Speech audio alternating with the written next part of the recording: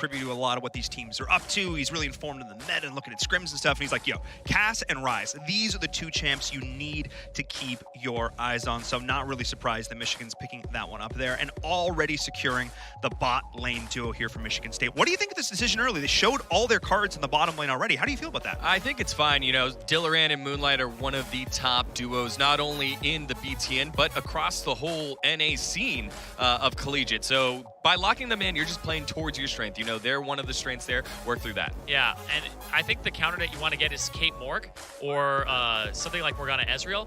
You want to have something that's very safe in this bottom lane. I don't think you're going to play to this. Oh, okay. So another counter to Thresh is Heimerdinger. Heimerdinger can always put down one of the turrets as Thresh is throwing out his hook to block the hook. It'll be very much a reactions game here for Arden to do so, but you've seen a little bit more Heimerdinger now on the bottom side of the map. Cast Call could also go on the bottom side of the map. So it's not fully locked in yet that these two mages are, you know, where they're at yet. Yeah, and shout out to my boy Heizendong. I visit Toronto pretty often, and I've hung out with him a few times, and he's always telling me, he's like, Riot's talking to me about Heimerdinger. He's like, is he too strong? He's like, yeah. Every time I'm like, he's busted, and he's like, but I'm afraid because if they bring me in to like explain exactly why, they're gonna nerf it. Like, but the thing is even when Heimerdinger's strong, people don't really want to play him, so his play rate doesn't go too high. Right. So even if he's just busted as hell, he's not going to gain too much traction. So it's interesting to see that people are picking him up in a competitive setting to try and get an edge. We've seen it a little bit. Some people have played it at All-Stars. You know, it's been played by Tyler One. Yeah, right? over at Twitch Rivals. I'm surprised that the drop in Caitlyn. Caitlyn was so highly prioritized as soon as 9.23 came out, and now Caitlyn no longer in the picture here. Also surprised that Michigan State didn't ban away Morgana here to get rid of some of the, I guess, playmaking ability from Moonlight. However, they're more than happy to get rid of some of these engaged champions down on the bottom side. I mean, Mexican Thunder's Leona, something he's played really consistently here, so I'm not surprised to see that ban coming out from Michigan State. We're not going to obviously see the Heimer Senna, which has been played a lot competitively. And interesting as well, looking like the Ashe getting locked in here for Michigan State as well. So I'm curious to see where they end up laning that. May end up being a Lucian up towards the top, which we do occasionally see, often brought in as a counter to the GP, but can also be run on its own. And then, of course, it wasn't really mentioned, but the J4 was locked in for Michigan earlier on. Yeah, J4 I was expecting to have locked in at some point. There's the Morgana, the other one I was really expecting. Really good into the Ashe and the Thresh. So the GP. Yeah. Okay, interesting. GP, like you were saying. But it's weird because that's often you bring in the Lucian to deal with the GP. Exactly. Like yeah. It's like we were talking about the GP, not in that sense. Well, Lucian might be going mid, and then Darius could be going top, right? Darius top, Lucian mid. Yeah. Because with the Darius pick, you kind of locked yourself into mid or bot. Okay. So let's see where it goes. Yasuo, you could go everywhere. All these could go anywhere except for the fact that Ashe will be at 80 carries. So who's jungle? This is crazy. Who's jungle? Who's jungle? This is crazy. RBM, are you really doing this? So the coach of Michigan State, Argentum Sky, crazy coach. He's done some crazy stuff. We saw them play a full Yordles composition last time they were on stream and got the victory. He trusts his players to do some out there things and push their limits. And same thing here. If it's going to be a Yasuo jungle for RBM, with these jungle changes, maybe it'll be you get to level 6 a little bit faster and you start getting ults and snowballing out of the jungle role. Yeah, I actually think it could be pretty good for the Yasuo, and I think this is. Oh, wait. No. He's gonna kite the camps and go for red buff ganks. Oh, I think. Yeah, it looks like he might just go for red buff ganks. It might just be like pressure early. You know, the name of the game has been early objectives. Make sure you have pressure, like set your lanes ahead really early, and doing that with something like a level 2, level 3 from the Lucian with red buff, pretty damn strong, and able to avoid things like the J4 and stay out of his reach while slowing him down. Right, and RBM has experience playing marksman in the jungle during the Collegiate Championships. He got stuck on Graves. They just ended up going back. Like, he has so many aggressive junglers, but they just played Graves over and over again. Unfortunately, that flunked them out, but he's used to playing these marksmen in the jungle role, and you know, now it's just a little bit different of a wrinkle here. Yeah, and the way that I look at this composition, if I'm a coach, I'm going, okay, the strategy is we're going to have the Lucian try to get one of these lanes ahead early. You have to look at things that are very gankable. Heimerdinger, pretty gankable, does have, you know, the Morgana with it. But then you go, GP is pretty gankable if he's pushed up. Cassiopeia, same thing. So the Lucian, it's pretty much a playground for him to go wherever he wants. I think the mid lane is the key place here because you want the Yasuo to get ahead, have him push advantages, and then he can go to either top or bottom. Now, keep in mind, there's a Darius in the top lane and a Thresh in the bottom lane. Both of them have instant cast abilities or half-second cast abilities that allow him to use his ultimate off of them. So that's what I would do, is go mid to then get him ahead so he can go to either lane and snowball. Zyrene, hang on. I know a decent amount about League of Legends now, and I'm pretty sure the only way you win with Yasuo is if it starts the game 0-7. So going and I don't know, getting mid lane ahead. I don't know what that means exactly here. You're speaking a different language. No, I get what you're saying, but still, it's a theory. They don't always work out that way. All right. I see how it is. No, but it's so interesting you mentioned the marksman in the jungle because Purdue actually ran Graves in both of their games last or 2 weeks ago before the break in their matchup against Illinois. Walked away the victory both times, so we know these marksman jungle they can find success, but Lucian is obviously a different kettle of fish. Yeah. Again, Graves is a marksman jungler. Like Yes. that's his role. Yes. Whereas you're just not used to seeing Lucian play. He is in this not position. designed to be a jungler currently in any way, shape, or form for them, I would say. So I know people mess around with Lucian and Tristana in the jungle pretty frequently, almost when they're like trolling or something new has come out that has made them feel like these champions can be good there. I do want to see the item build. Like that's always the thing for the jungle for me is, what is he going to go for? Is it just early warrior because there's a lot of strength in that and CDR? Or is he going to go for attack speed and go for something like kiting? I don't know. He might even just get a jungle item like half made and then go into like Blade of the Ruined King. It's very, very up in the air. So now that we've had a decent amount of discussion, because there's a lot to talk about, there's a lot of information to parse. I mean, Michigan's draft was pretty standard. No real surprises there. I have to ask for predictions going into this, which is interesting because coming into this, I think it's pretty safe to say that Michigan State are the favorites. They did walk away with a 2-0, not a clean 2-0, but a 2-0 victory the last time these two teams faced, and that was without their star starting jungler. Obviously, things are a little bit memey, but as you mentioned before, Degon, they have won with 5 Yordles. So I'm still going to go with Michigan State to walk away here. These are 5 playmaking champions. These are 5 champions that can take over the game, basically, when used correctly. Maybe not exactly in this, the Lego blocks don't quite stack up exactly, but it's. I think they're still going to walk away with the W. Yeah, Michigan State, to me, I think, is trolling this game. Argentum Sky, the coach, Akash, I've got one statement for him. Go clean your room, Akash. I think you ruined this draft for your squad. I'm going with the Wolverines on this one. I like the fact that they are taking this one a little bit more serious with champs that you're so used to seeing. I don't think that's the whole series, but I do think that the Wolverines getting J4 on Avenger will take themselves a victory. I actually think Degon is spot on today. I think that it's going to be University of Michigan. They are on the blue side. They got their J4. Last time they played each other, they didn't get their hands on J4 a single time in those 2 games, and they had early leads when they had a Zach on their team. So now with a J4, I expect early leads that are stronger and a better conversion from them too. So I'm going to have to go with U of M. Look at these analysts saying the better draft is going to win the game. What is this, guys? I also Come thought the on. draft last time was really bad from University of Michigan, and the fact they still got leads with a bad draft, I think, speaks volumes of their capabilities.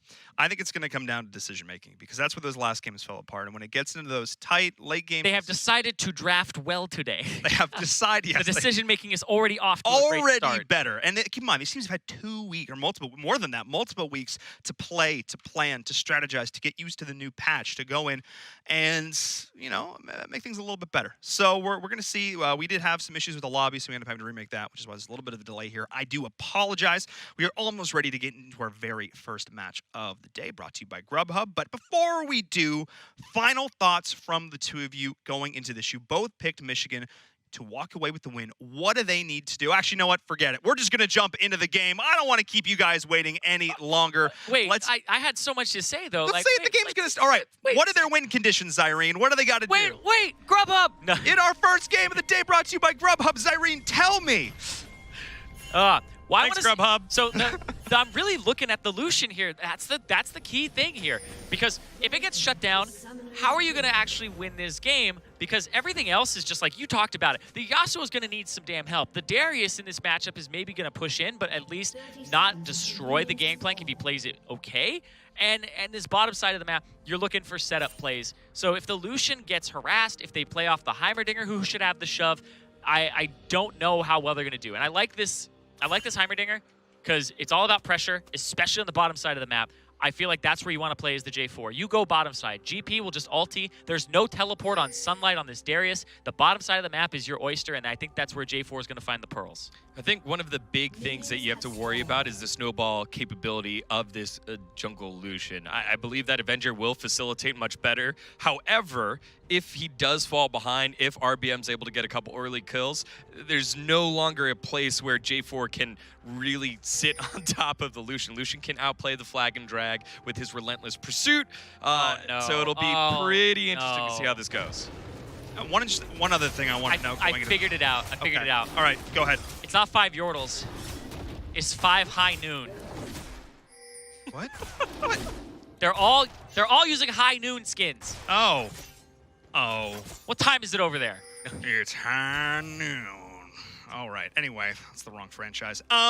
Shout out to Matt Mercer. Matt Mercer. Our boy Matt Mercer. Matt All right. Mercer. Okay. The real MVP. The real MVP. I wanted to talk about teleports because you mentioned it before. There's only one teleport on the side of MSU, which means this draft feels very compartmentalized. There's not going to be a lot of heavy rotations coming in other than physically rotating your way through from the side of Michigan State, which suggests to me they're going to want to live in their own lanes, have RBM come, gank, reset. Live in their own lane, have RBM come, reset. And that's basically going to be the first 10 to 12 minutes of this game. Yeah, I agree that RBM is going to be the person who has to kind of figure out which lanes he's going to grace with his presence. I don't know. The bottom lane is going to be great for him if it gets warded at all, whereas the top lane is probably the one that he'll really want to go towards. And ShamWow is actually doing a really good job here of abusing. This is actually super good. That's first blood. Yeah, I think Sunlight First blood. has played this one On who? incorrectly. On who? There we go. That is the question. First blood on who? Oh, no. Oh, no. Pop the ghost. EQ flash would have to be what he has to get here to actually... And that's such a big investment early on. Just get the flash. With the flash over. Just push it. Yeah, that's fine. All right. Yep. Good play. Yeah. I mean, that was a good call out from Nightshade to call the casters rotating in from mid as well, and that was going to be the pickup. So good overall. Yeah, but nice force from mid. And that was all set up by ShamWow being able to pull the wave, catch it on his side of the turret, which forced Sunlight to get aggressive, try to shove the wave into the turret. So yeah, a little bit of miscommunication though. Avenger should have moved sooner. He was backing. Well, here we go. We saw the first gank on the top side. Now Doomfully in a little bit of trouble. RBM dishing out damage, and ShamWow might die here. And up in the top, I mean, what? There's the first blood. I called it in the top lane, guys. Did you not hear me? I was just a little premeditated. On who? On who? I never specified, I know. Irene. Gotta be specific in your calls. That's insane. That was just really nice. And again, first blood going the way of Michigan State, and this is exactly what they needed to do. Not necessarily finding with the Lucian, but the solo kill up top. ShamWow now forced back and going to be taking a lot of damage even from the minions. The Sunlight's just sitting there, it's like, come on. He's trying to freeze. He's trying to freeze. He did it really well before, got overzealous. He actually didn't have to compromise his position previously. Oh. He misses pretty much all of them on Avenger's side. He maybe gets one, but really big meme. Good invade. Now it's reset time. You want to reset, get your items both on Cassiopeia and on your Jarvan to make sure that you have them in time for the dragon that comes up in about half a minute here.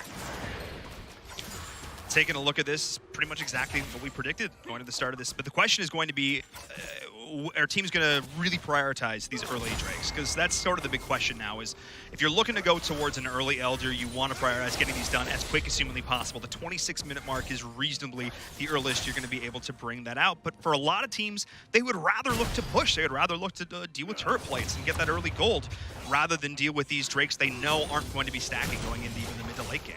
Yeah, I think it's whenever you have the opportunity to do it, you need to embrace it there, because if you give up an opportunity in the future, then your enemy will be able to take it from you. So it's something that both teams have equal plates available to them, but both teams don't have equal opportunity to take dragons. You just have to have a window that you use to get it.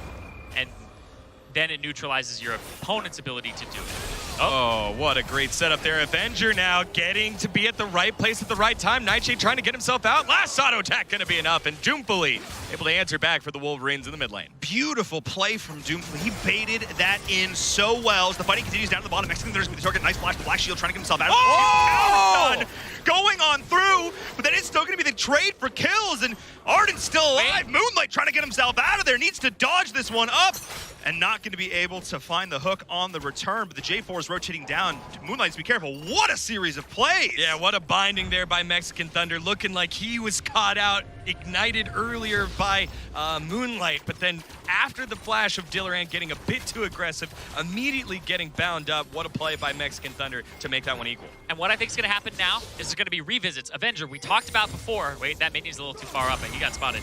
We talked about it before where Avenger was playing the Zac and got them early leads. Again, he needs to be high pressure this game. He's got the blue smite. He's got the Morgana with him too. They actually win in numbers here. Oh, perfect knockup. They're going on in. Black Shield is already burned though, and RBM is here on the flank.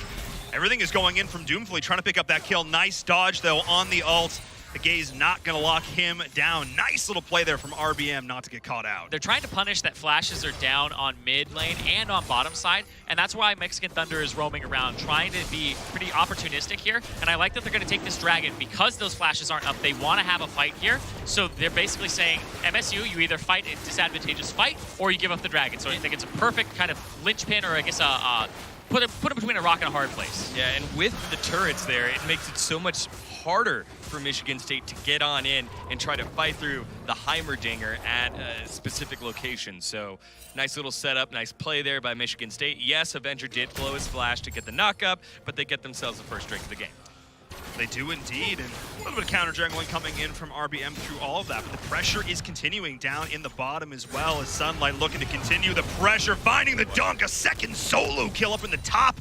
Once again, Sunlight saying lights out to ShamWow. Yeah, he didn't even use his flash because it wasn't up yet. He had a few seconds left on it, and that was a good opportunity from Sunlight. I'm surprised. Oh, here we go. In the mid, the play comes in once again, the knock up, the ult, the last breath. And that is I Am Nightshade picking up the kill there in the mid. What an arrow from Dillaran from downtown. Insane. That had to have been spotted by some of the wards. There's so many wards. There's 2 wards. There's 2 wards in that bush. They have the Scuttle Crab. They have another ward that's right in that other bush. There must have been some way that they saw the arrow coming and it just was not spotted by somebody actively. Now, that just goes to show you need to have your head on a swivel up against a team as good as MSU. What a call to make. Yeah, I'm just going to throw the arrow. Go for it. See what happens. Might as well. Might as well. Use that cooldown. Bows beats guns. High noon somewhere in the world. No. Thanks, Nigon. I wonder why they went with a High Noon Ashe, now they think about it. Doesn't really make a whole lot of sense. Yeah, she's got a bow. Oh, that's a really meta joke, actually. Yes, that's a very meta joke. Okay. Gotcha. Huh? Yeah. It references other franchises. As it does.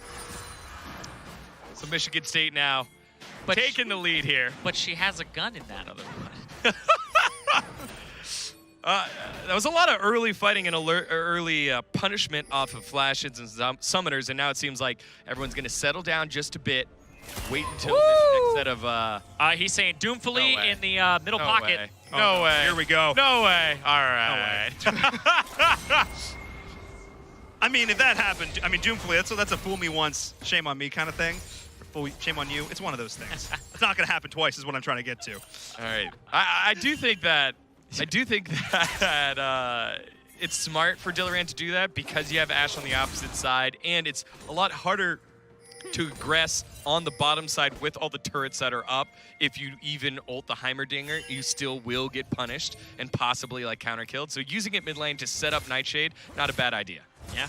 Oh, we're seeing a bit of pressure potentially coming in here, trying to snipe out the Scuttle. See multiple teammates. There's the hook coming on in. We are going to see a 3-man Cataclysm, but too little, too late. Locking them all down, but it doesn't do much if you're dead. Wow. I'm very surprised by that wind wall from Nightshade. He threw the wind wall out there. I'm not sure if he knew that Mexican Thunder was right there. He had no ward over the wall just yet. but he threw it, and it prevented Mexican Thunder from actually throwing a binding and then doing something like a flash ultimate. It's actually such a good cover. I mean, just one of those, in case there's somebody there, we're going to set ourselves up for success. Yeah. But it's those heads-up preemptive plays that just sort of set MSU apart. They respect their opponents enough that they know that there might be somebody there, especially given Mexican Thunder's propensity to roam. I mean, he is known for that. He's done that even so far in this game. So I like that play, and it's doing well for them. And now Avenger just having a bit of a hard time because here comes RBM into the jungle, forced the flag drag out over the wall. Nice play there, forcing him back. Yeah, Avenger able to finally get something, a little bit of a reprieve in getting at one of his camps, because RBM's been at the same place at the same time. You can see the CS discrepancy as well. Moonlight now looking for it, does get the hook. Here we go. Hook into play. The ult is there as well. Mexican Thunder's going to be the target. The GP is getting involved from up top. Going gold just a little bit longer for both sides. It is Moonlight in a lot of trouble. But Dillaran's going to look to try and pick up both of these kills. The Alcoves are going in. Here comes the TP as well. Nice stun.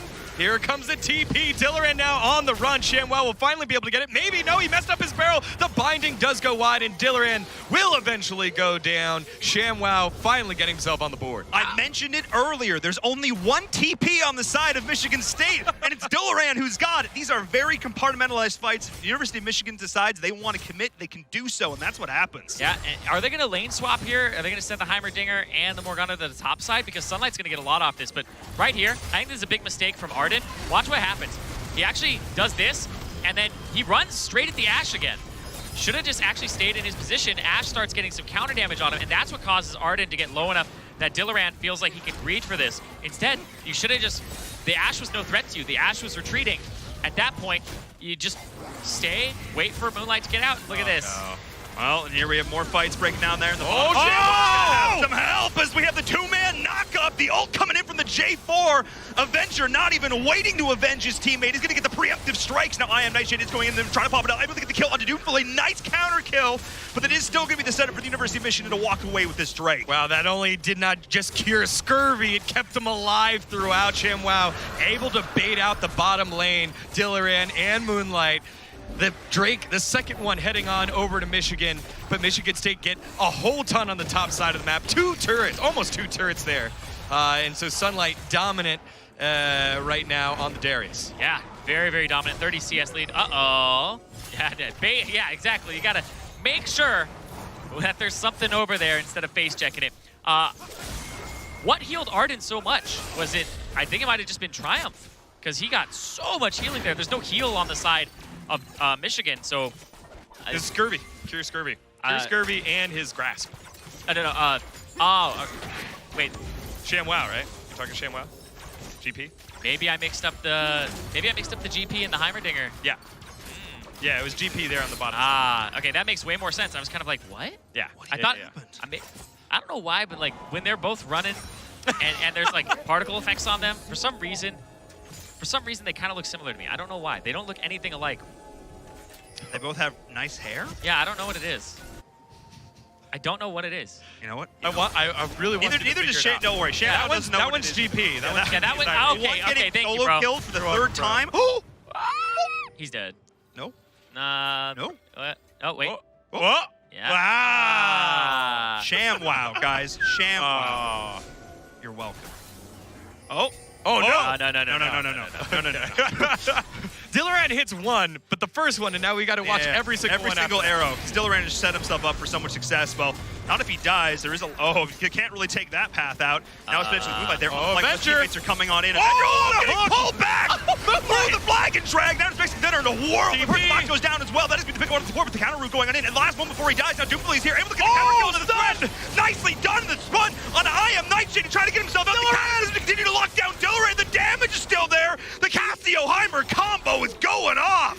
And only one member from Michigan dies. It's Mexican Thunder. Everyone else arriving at the fight at the right time. And 3 members go down from Michigan State. There was a whole lot of interaction between all the champions. The top lane turret does go down, so Sunlight still being that ray of sunshine here for the Spartans. But on the bottom side, finally Michigan get themselves a turret. Yep, and I think it's a really big deal that they're able to play through the bottom side, because the top side, that's a no-go for them. Darius has the attack summoner spells. He's going to be on the aggressive. He's way ahead. He's got the Trinity Force. He's got the most CS in the entire game. He is just ready to just take over the map.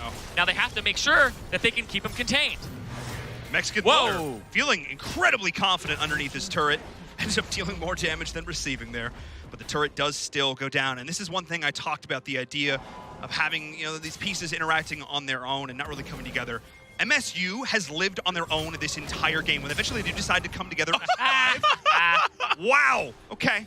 You hate it when you smite it and the last auto attack was still more than enough. So Sunlight stealing that one away from Avenger. And Avenger, he does have his J4. He has facilitated 2-1 and 4, but hasn't had the best game in terms of his camps. Like, he's been bullied by Sunlight. He's been bullied by RBM. And will be falling behind here in experience now. ShamWow trying to beat out Sunlight. I've seen this before. Don't let him get 5 stacks on you. Don't let him get 5 Oh, no. Dead. Hit. Not dead. All 4 members are coming in, though. Oh! On the wall! Oh, nice binding there! What a binding there by Mexican Thunder. Dead. Oh, no, Avenger! He's gonna die! Oh! He canceled the auto. Triumph, and now all on the bottom side. Doomfully trying to go ulti, where's the ulti? Doomfully. Gonna wait for it. Still sitting on it. Where is it? Still sitting on it. Baited it beautifully. RBM. Oh, no, RBM! That's it. Living up to his namesake in the bottom lane. Oh, man. I think he misplayed with that ulti. I don't know if there were a few seconds left on it, but he held it for so long. It looked like it was up. It looked like he was just waiting for the opportune moment. I think he missed like 2 really prime opportunities there. But that's so much pressure on you. 3 people, you know you're going to die. It's just how many do you take down with you? Now looking at the composition we're seeing from the side of Michigan State. Going a late game, do you win against this draft? Is there a world that Michigan goes 20+ minutes and wins? Machine gun Cass, absolutely. I think Cass and GP are your late game. The Heimer's also really fed right now, and he's the one who's going to be the big wave clear. And if you look at the side of Michigan State, their wave clear sucks. So it's like nobody's ranged that's going to have AoE wave clear at all. The Heimerdinger will just eliminate these waves. You have to kind of get the Drakes if you're Michigan State, and they are 2 Drakes down right now. Yeah, I wonder if you go Runans on Ashe just to see if that helps. And now Nightshade, nice block, nice little shield there. And now only 1 person knocked up. He will pick up Arden. Here come the rest of the fights. RBM now joining. The arrow goes wide, but it doesn't matter. Stun holds Sunlight for a little bit longer, but you can't block out the sun. ShamWow will be cleaned on up, and the double kill heading on over to the Yasuo as well. What happens when Michigan State groups together as 5? This was the question that I posed. The answer is Michigan not being able to deal with it. You talk about a fed Heimer, but what about this Darius, Zyrene? Yeah, he's mega fed. Like, he's really hard to deal with, and they've been able to just have so much vision on the side of Michigan State. They've controlled this Drake for the last few minutes, and that, I think, was the big difference, is the control wards, and it's a pretty free roam jungle now. Yeah, and we've seen teams really not prioritize the first 2 Drakes. They're like, it doesn't really matter. Is Doomfully a little bit Dead. He's in trouble. He is. I think trouble is not exactly the word. There it is. But we've seen teams not prioritize the first 2 Drakes, as Michigan State as well did not. And now on that 3rd one, once the Infernal Drake went down, the Rift changed, then they started focusing their vision and their plays on the bottom side of the map. And now it pays dividends. They get that. They take control of the bottom side after dominating the top side of the map. And this is now in control for the Spartans. Like, I know I'm really guilty of something. You ever check yourself and you go, man, I do this a lot?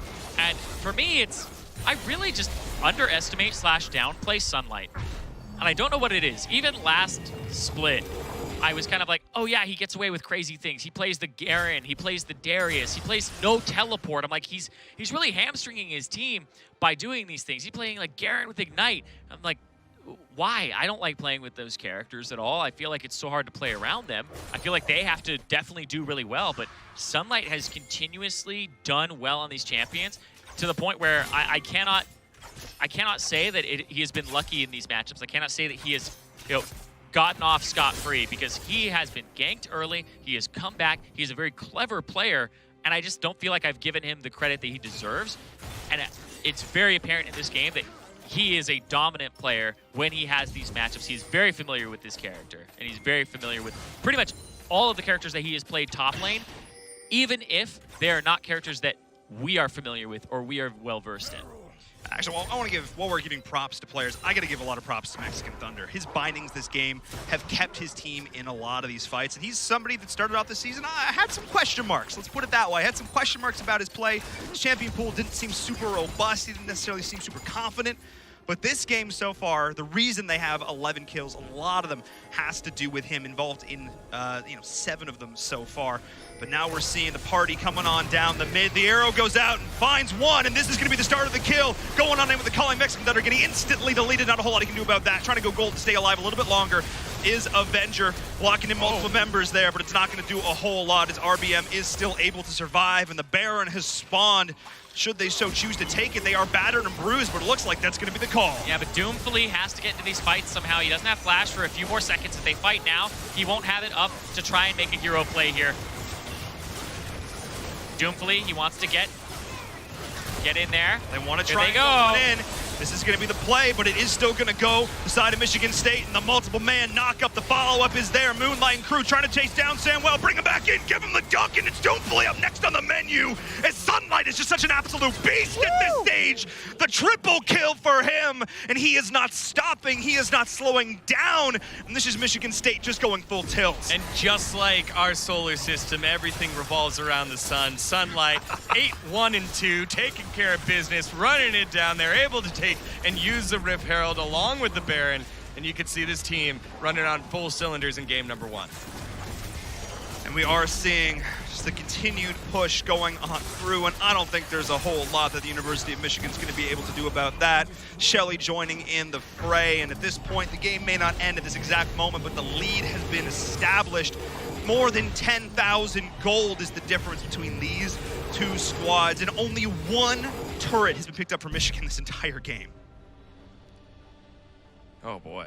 I just didn't expect this dominant of a game in the top side of the map, just because ShamWow is a solid player for this Michigan squad. We focused on Avenger being the facilitator, and he did his job. He was 2-1 and 4 before that last death and was doing a good job, again, getting the other players some kills, but ShamWow didn't hold up his end of the bargain, especially after getting the assistance in the top lane at that level 3 gank, the level 2 gank that it was for Avenger. It really should have been a kill if he had gone earlier. I think that's on Avenger, but it's also a bit on ShamWow, where Avenger was saying this is going to be too hard to gank unless we force it, and he was backing, and then ShamWow was freezing. ShamWow was in a perfect position to just keep throwing Qs at the Darius, freezing the wave, getting an advantage, and he went really greedy with it in a matchup he shouldn't have, and that did cost ShamWow his flash, it did cost ShamWow his pressure in time, and made it so that the Lucian could do whatever he wanted on the bottom side and kind of stabilize. So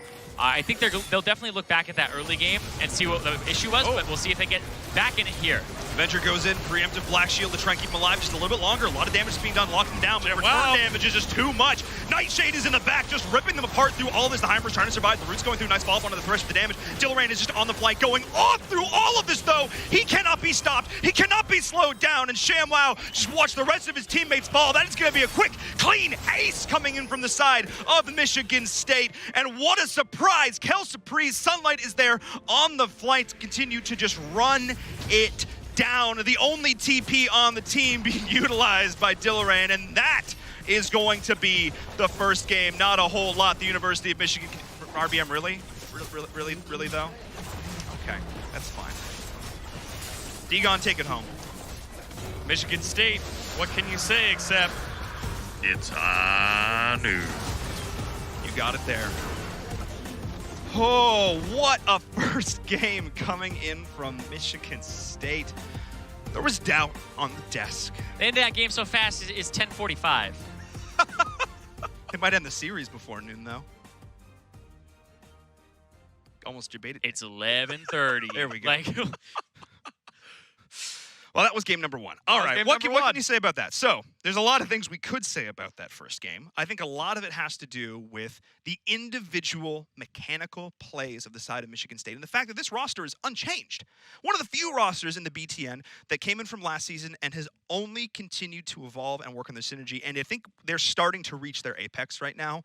They just felt so cohesive. Even some of those collapses coming in the river towards the bottom side, even the one that didn't go right for them, still the thought process was correct. And I don't even necessarily feel like Michigan made a lot of mistakes in terms of decisions. I think they just got outplayed which might be worse. Yeah, and you could see that very last fight showed an issue with University of Michigan's composition. It was very difficult for them to be the one to engage the fight. They had to be at a neutral objective first and have them run on in, set up those turrets right away, have the J4 hold people in place, have people walk into cast. Otherwise, they could just kite around, and that last fight really kind of showed that issue once they fell behind. Yeah, and I think you could see kind of the pressure that was mounting there. You saw it in Doomfleet in the 3-man turret dive bottom lane. You saw it in kind of the Heimerdinger and Arden walking up during the Zonias instead of just waiting there. So I feel like you're a little bit right with the misplays for them, or I guess the outplays, getting outplayed.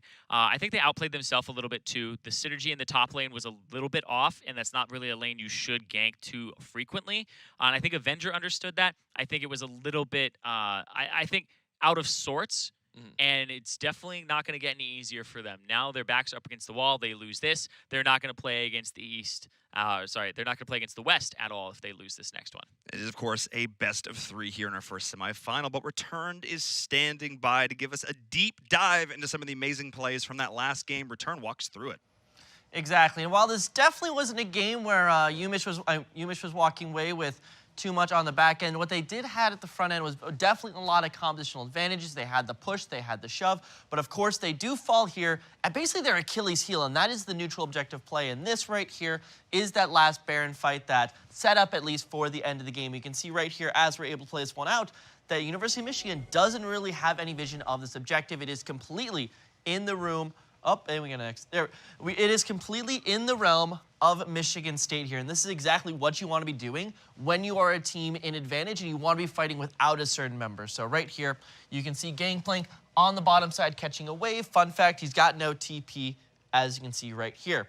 You draw the enemy into an alcove, into a spot, into the kill zone, basically, for Michigan State. And once you have some members caught out, you go ahead and collapse. As you see right here, we have Yasuo up above. We have the mid lane shove coming out from Michigan State. And this is how you play around that compositional weakness, not having the full 5v5 fight. You fight a 3v5. And as we play it on out, you can see an immediate movement. Michigan State knows that the enemy is caught in the trap going forward with the initial engagement. And then once this fight starts going through, it becomes a completely split off fight. And you can almost see the barrier right here. Of course, you've got Heimerdinger staying safe on this side of the fight, but unfortunately, without Doomfleet being able to enter the fight, due to just basically all this like ruckus going on back and forth, is unable to enter. Michigan State are easily able to solidify out this fight as we're going to play it on through, take that Baron, and basically turn that into a game victory. And that really is a one-on-one course into how to take a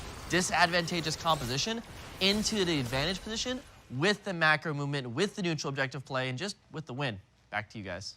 Thank you so much, Return. Yeah, that was definitely the nail in the coffin there. I talked about these Baron decisions in the last time these two teams met, how that was oftentimes where the University of Michigan did end up stumbling. I don't necessarily think that was anything that they did wrong, per se. That was just a well-executed collapse from from Michigan State, which, again, doesn't spell the best for the University of Michigan because, again, it's not like they were doing anything like super wrong. They were just getting outplayed. How do you shake that off? Before we jump onto our break, how do you shake that off if you were the University of Michigan? I think it's the fact that you put yourself in the right position, you didn't execute, right?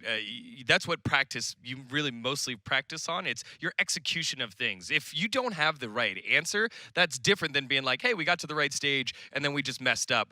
Be more than happy to take that draft again and just play it back on over and just do things correctly. I think that's the way I look at it if I'm the Wolverines. The way I look at it is they picked too many scaling lanes and relied too much on the Jarvan to really get them there. And one of their lanes is probably going to lose because he can't be everywhere. Ends up being the top lane. But what if their mid lane had been the one that lost, right? The GP has to scale, the Cassio has to scale, the Heimer has to scale. I think they have to switch up one of those lanes and give them something that competes more for the lane. Maybe the Heimer becomes a Caitlyn Morgana.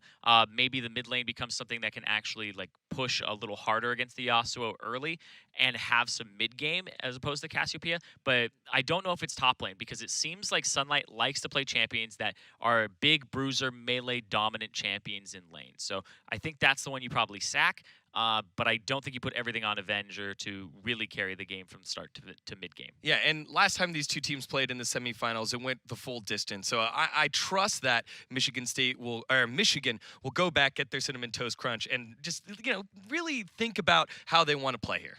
Well, we're going to find out. But before we jump on to our break, I need to remind everybody the Good Luck Have Fun pledge is still ongoing. We've been talking about AnyKey all season long. If you have yet to sign the pledge, head on over to anykey.org/pledge where you can find out more information. I'll talk about it more after the break. And of course, ESL Collegiate on Twitter, where you can vote for the cast and chat chowdown, decide what food we get to enjoy here on the desk before our grand finals. We need that energy. Give us your energy over there on Twitter. We'll come back in just a bit with game number 2, University of Michigan versus Michigan State.